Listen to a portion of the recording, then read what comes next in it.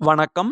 முனைவர் கி. ராம் கணேஷ். இன்னைக்கு நாம 12 ஆழ்வார்களுள் ஒருவரான திருமங்கை ஆழ்வார் பாடிய திருவெழுக்கூற்றிருக்கை என்ற பகுதியில் இருக்கக்கூடிய பாடலை விளக்கத்தோட இந்த பதிவில் பார்க்க போகிறோம். இந்த திருவெழுக்கூற்றிருக்கை அப்படிங்கிறது ரதபந்தம் தேர்பந்தம் அப்படின்னு சொல்லுவாங்க.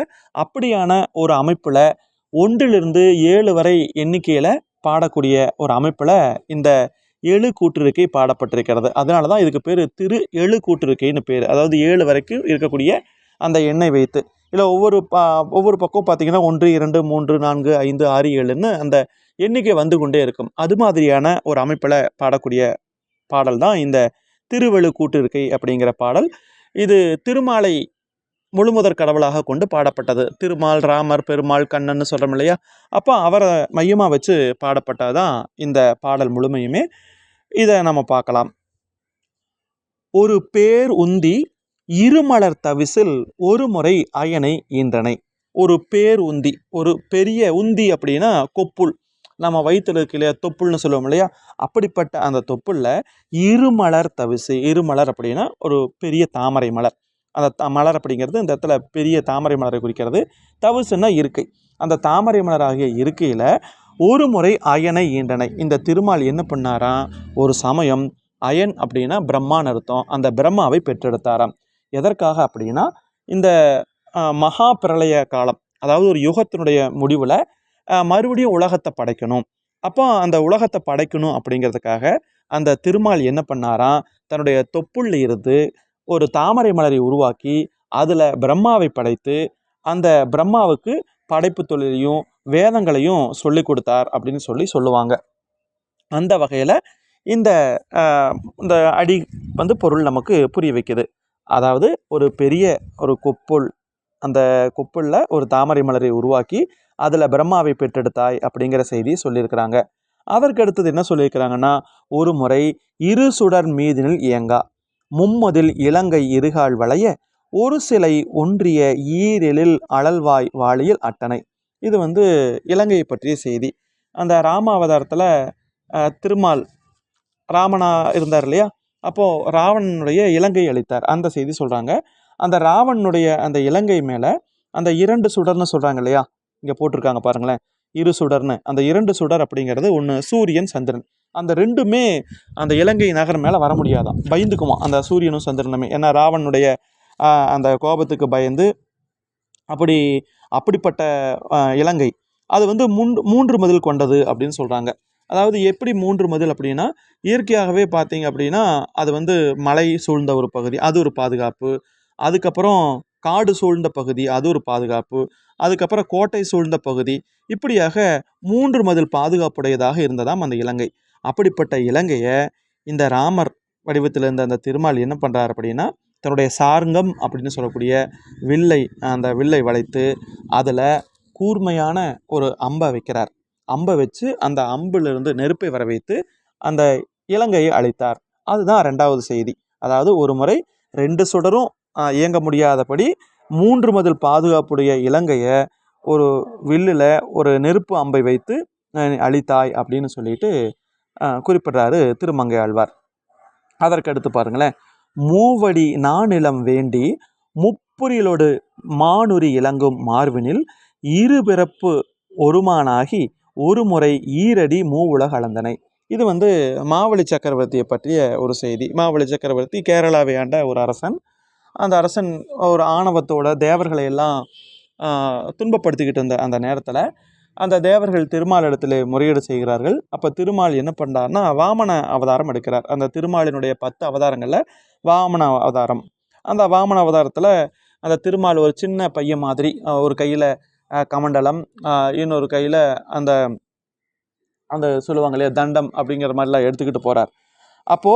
அப்போ போய் அவங்ககிட்ட இந்த மாதிரி எனக்கு நீர் வார்த்து கொடு, 3 அடி நிலம் கொடுன்னு கேட்குறப்போ அந்த அரசனாகிய மாவலி சக்கரவர்த்தியும் அதே மாதிரி செய்ய அப்புறம் திருமால் என்ன பண்ணுறார் அப்படின்னா விஸ்வரூபம் எடுத்து ஓரடியால் இந்த மண் உலகத்தை அளக்கிறார். ஏன்னா 3 உலகமே அந்த மாவலி சக்கரவர்த்தியுடைய கட்டுப்பாட்டுக்குள்ளே இருந்துச்சு. அப்போ ஓரடியால் இந்த மண் உலகத்தையும் இன்னொரு அடியால் விண்ணுலகத்தையும் அளக்கிறார். 3வது அடி என்ன பண்ணுறாருன்னா அந்த மாவலி சக்கரவர்த்தியினுடைய தலையில் வைக்கிறார். அவன் அப்படியே மண்ணுக்குள்ளே அழுந்தி கொண்டு போகிறான். அந்த மண்ணில் அப்படியே ஆழமாக அப்போ வச்சு அழுத்துறார். அப்படி போகும்போது அவனுடைய கடைசி ஆசை என்ன என்று கேட்கும் பொழுது அவன் சொல்கிறான், வருடத்திற்கு ஒரு முறை நான் என் மக்களை பார்க்க வேண்டும் அப்படின்னு சொல்கிறான். அந்த வகையில் தான் இன்றைக்கும் அந்த கேரளாவில் ஓணம் பண்டிகை கொண்டாடப்படுது. அந்த வருடத்திற்கு ஒருக்கா தன்னுடைய மக்களை பார்ப்பதற்காக அந்த மாவலி சக்கரவர்த்தி வருவார். அப்படி வரும்போது அந்த மக்கள் அவரை வரவேற்பதற்காக அந்த அத்தப்பூ கோலமெல்லாம் போட்டு சிறப்பாக கொண்டாடுவாங்க. அந்த செய்தி இங்கே சொல்கிறாங்க.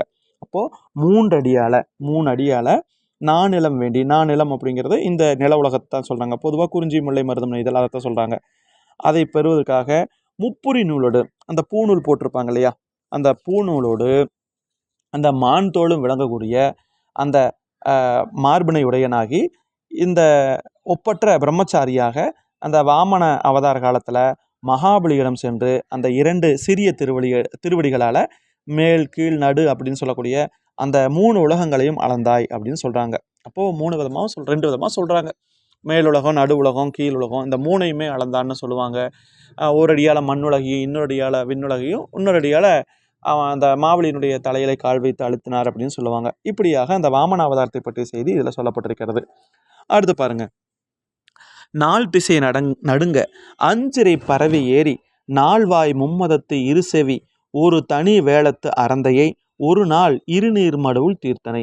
இதுவும் ஒரு புராண செய்தி தான். ஒரு கஜேந்திரன் அப்படிங்கிற ஒரு யானை இருந்துச்சான். அந்த யானை தினமும் போய் என்ன பண்ணும் அப்படின்னா ஒரு குளத்தில் திருமாலுக்காக என்ன பண்ணணும், தாமரை மலரை பறித்து கொண்டு வரும். அப்படி ஒரு சமயம் அப்படி பறிக்கிறதுக்காக போனப்போ அந்த யானையை அந்த குளத்திலிருந்து ஒரு முதலை அப்படியே கவ்விக்குது. அப்போது அந்த யானை கஜேந்திரன் அப்படிங்கிற யானை என்ன பண்ணுதுன்னா ஆதிமூலமே அப்படின்னு அந்த திருமாலை நோக்கி கதறுது.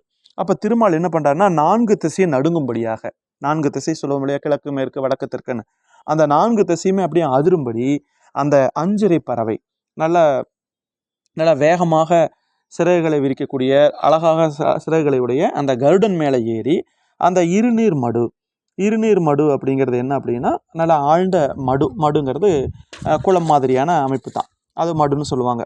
அங்கே நால்வாய்னா தொங்கக்கூடிய வாய், அந்த யானைக்கு துதுக்கி இருக்கும் இல்லையா, அதைத்தான் சொல்கிறாங்க. அது மட்டும் இல்லாமல் மும்மதத்து இருசெவி, மும்மதம்னா யானைக்கு 3 மதம் பிடிக்கும்னு சொல்லுவாங்க. கர்ண மதம், கபோல மதம், பீஜ மதம்னு. அப்படிப்பட்ட அந்த யானை அந்த யானை அது 2 பெரிய காதுகள் உடையதாக இருக்கிறது. அப்படிப்பட்ட அந்த தனி வேளம்னா யானைன்னு அர்த்தம். அதனுடைய அறந்தைனா துன்பத்தை அந்த முதலையினுடைய பிடியிலிருந்து காப்பதற்காக என்ன பண்ணார், அந்த முதலையை அழித்தார் அப்படின்னு சொல்கிறாங்க. இப்படியாக இதில் ஒரு புராண செய்தி சொல்லியிருக்கு. அந்த கஜேந்திரன் அப்படிங்கிற யானையை காப்பாற்ற வேண்டும் அப்படிங்கிற அந்த நோக்கத்தோட திருமால் என்ன பண்ணுறாருன்னா அந்த கருடன் மீது அந்த யானையை காப்பாற்றினார் அப்படிங்கிற புராண செய்தி இதில் சொல்லப்பட்டிருக்கிறது. அதற்கடுத்து என்ன சொல்கிறாங்க, முத்தி, நான்மறை, ஐவகை வேள்வி, அறுத்தொழில், அந்தனர் வழங்கும் தன்மையைன்னு சொல்கிறாங்க. அதாவது அந்தணர்கள் சொல்கிறாங்க இல்லையா, அவங்க கார்கபத்தியம், ஆகவனியம், தட்சிணாக்கினியம் அப்படிங்கிற 3 வகை அக்னி நெருப்பு வளர்ப்பாங்களாம். 4 மறைன்னு சொல்லக்கூடிய ரிக், யஜுர், சாமம், அதர்வனம் அப்படிங்கிற அந்த 4 வேதங்களை ஓதுவாங்க. அதுக்கப்புறம் 5 வகையான வேள்வி பண்ணுவாங்க. நம்ம நெருப்பு வேள்வி பண்ணுவாங்கள்ல, அந்தணர்கள் பண்ணுவாங்க. பிரம்ம வேள்வி, தேவ வேள்வி, மனுஷிய வேள்வி, பித்ரு வேள்வி, பூத வேள்வின்னு அப்படிப்பட்ட 5 வேள்விகளை செய்யக்கூடியவர்கள் 6 தொழில் செய்வாங்களாம். அதாவது வேதம் ஓதுதல், அடுத்தவங்களுக்காக ஓதுறது, அவங்க ஓதிக்குவாங்க, அடுத்தவங்களுக்காக ஓதி வைப்பாங்க. அதே மாதிரி என்ன பண்ணுவாங்க அப்படின்னா வேட்டல், வேட்பித்தல், ஈதல், ஏற்றல் அப்படின்னு சொல்லக்கூடிய 6 தொழிலை அவர்கள் செய்வார்கள் அப்படின்னு சொல்கிறாங்க. அப்படிப்பட்ட அந்த அந்தணர்கள், அதாவது வேதம் ஓதுறது, ஓதுவிக்கிறது, வேள்வி செய்கிறது, தனக்காக பிறருக்காக வேள்வி செய்கிறது, அதுக்கப்புறம் ஈதல், யாருக்காவது ஏதாவது கொடுக்கறது, இல்லை யார்கிட்டையாவது ஏதாவது வாங்கிறது, இதுதான் அந்த 6 வகை தொழில். அப்படிப்பட்ட அந்த அந்தணர்கள் வணங்கக்கூடிய தன்மையை உடையவன் அப்படின்னு சொல்லிட்டு அந்த திருமாலை பற்றி இந்த இடத்துல குறிப்பிடுறாங்க. அதுக்கப்புறம் என்ன சொல்கிறாங்க, 5 புலன், அதாவது நம்ம உடம்புல இருக்கக்கூடிய 5 புலன், இந்த சுவை, ஒளி, ஊறு, ஓசை, நாற்றம், அதாவது இந்த மெய்வாய், கண், மூக்கு, செவி மூலமாக வரக்கூடிய உணர்வுகள், அதை அந்த மனசுக்குள்ளே அடக்கி இந்த மனம், புத்தி, சித்தம், அகங்காரம் அப்படிங்கிற 4ஐயும் அடக்கி 3 குணம்னு சொல்லுவாங்க. சத்துவம், ரஜஸ், தமஸ்னு. அந்த 3ல் ரஜஸ், தமஸ் அப்படிங்கிற 2ஐயும் விளக்கி அந்த சத்துவம் அப்படிங்கிற ஒரு குணத்திலேயே நின்று அந்த இறைவனை வணங்குவார்கள். அப்படிப்பட்ட அந்த அந்தணர்களுக்கு காட்சி அளிக்கக்கூடிய தன்மையுடையவன் இந்த திருமால் அப்படிங்கிறத இதில் குறிப்பிடுறாரு திருமங்கையாழ்வார். அப்படிப்பட்ட அந்த திருமாலை 3 கண்ணுடைய அந்த சிவபெருமான், 3 கண்ணு, 4 தோள், ஐவாய் அரவம், அந்த அரவம் என்று சொல்லக்கூடிய பாம்பை அணிந்தவன், 6 பொதி சடையோன், 6ன்னு சொல்லக்கூடியது கங்கையாறு, அந்த கங்கையாற்றை தலையில் வைத்திருக்கிறான் இல்லையா அந்த சிவபெருமான். அப்படிப்பட்ட அந்த அந்த சிவபெருமானால கூட அறிய முடியாத தன்மையுடையவன் அப்படின்னு சொல்கிறாங்க. அதுக்கப்புறம் 7 உலக ஏற்றில் கொண்டனை. அதாவது ஒரு சமயம் 7 உலகத்தையும் ஒரு அரக்கன் என்ன பண்ணான்னா கடலுக்குள்ளே கொண்டு போய் சுருட்டி வச்சுட்டான். பாய் மாதிரி இந்த 7 உலகத்தையும் அப்படியே சுருட்டிட்டு போயிட்டானான். அப்போ திருமால் என்ன பண்ணுறாருன்னா அந்த அந்த அரக்கன் பேர் இரணியாட்சன்னு சொல்கிறாங்க. அப்போது திருமால் என்ன பண்ணுறாருன்னா பன்றி அவதாரம் எடுத்து அந்த கடலுக்குள்ளே போய் அந்த 7 உலகத்தையும் அப்படியே அந்த கொம்பில், அந்த பன்றிக்கு கொம்பு இருக்கும் இல்லையா, அந்த கொம்பின் மூலமாக எடுத்து கொண்டு வந்து அந்த பூமியை விரித்து விட்டார். அதுக்கப்புறம் தான் அந்த 7 உலகம் உருவாச்சு. 7 உலகம்னு சொல்லுவாங்க. அதலம், விதலம், சுதலம், தராதலம், மகாதலம், ரசாதலம், பாதாளம்னு. அப்படிப்பட்ட சிறப்புடையவன் அப்படின்னு சொல்கிறாங்க. அதுக்கப்புறம் திருமால் பார்த்திங்கன்னா 6 சுவை, அந்த இனிப்பு, புளிப்பு, கசப்பு, துவர்ப்பு, இனிப்பு, கார்ப்பு, கைப்புன்னு சொல்லக்கூடிய 6 சுவையுடையவனாக இருக்கிறான். அதுக்கப்புறம் அவன் ஐம்படை வைத்திருக்கக்கூடியவன். அதாவது பெருமாளுடைய ஆயுதங்கள் 5 சொல்லுவாங்க. அந்த சக்கரம், சங்கு, வாள், தண்டு, வில்லு, அப்படிப்பட்ட இது வைத்திருக்கக்கூடியவன். அது மட்டும் இல்லாமல் அந்த பெருமாளை பார்த்திங்கன்னா யார் வணங்குறாங்க அப்படின்னா மங்கையர் இருவர், அந்த 2 மனைவிமார்கள் இருப்பாங்க சொல்லுவீங்களா, திருமடந்தை, மண்மடந்தை. இந்த மண்மகளும் திருமகளும் அந்த பூ மாதிரியான கைகளால் முப்பொழுதுமே அந்த திருமாலினுடைய திருவடிகளை வருடிக்கொண்டே இருப்பார்களாம். அப்படிப்பட்ட செய்தியை இங்கே குறிப்பிட்றாங்க. 4 வகை வர்ணமும் ஆயினை, இந்த 4 ஜாதி சொல்லுவாங்க. அந்தனர், அரசர், வணிகர், வேளாளர், அந்த 4 வர்ணங்களும் நீதான், 4 ஜாதியும் நீதான், 5 பெரும் பூதங்களும் நீதான். அதுக்கப்புறம் அறுபதம் முரளும், அறுபதம் அப்படிங்கிறது 6 கால்களுடைய முரளக்கூடியதுன்னா வண்டை குறிப்பிடுறாங்க. அந்த அந்த அந்த வண்டு மொய்க்கக்கூடிய கூந்தலுடையவள் யார் அப்படின்னா இந்த நப்பிண்ணை பிராட்டி. அந்த நப்பிண்ணை பிராட்டிக்காக பெருமாள் என்ன பண்ணார்னா 7 விடை, 7 விடைனா 7 காளைகளை அடக்கினார் அப்படின்னு சொல்லுவாங்க. அப்படிப்பட்ட சிறப்புடையவன் அப்படின்னு அந்த திருமாலை சொல்கிறாங்க. அதுக்கப்புறம் 6 வகை சமயமும் நீதான், பௌத்தம், ஜெயினம், பைரவம், காளாமுகம், லோகாயுதம், சூனியவாதம் அப்படிங்கிற 6 சமயங்களாலும் அறிய முடியாத ஒரு நிலையை உடையவன் அப்படின்னு சொல்கிறாங்க. ஐம்பால் ஓதி, ஐம்பால் அப்படிங்கிறது 5 வகையான கூந்தல், இந்த கொண்டை, குழல், பனிச்சை, முடி, சுரல்னு சொல்லுவாங்க. அந்த அந்த ஐம்பால் ஓதியாகிய அந்த திருமகளை தன்னுடைய மார்பிலை வைத்திருக்கக்கூடியவனாக இந்த திருமால் இருக்கின்றான்.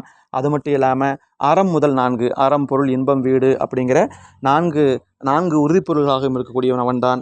அதே மாதிரி மூர்த்தி 3ஆய், இந்த படைக்கிறது, காக்கிறது, அழிக்கிறது, அந்த மும்மூர்த்தியும் நீ தான்.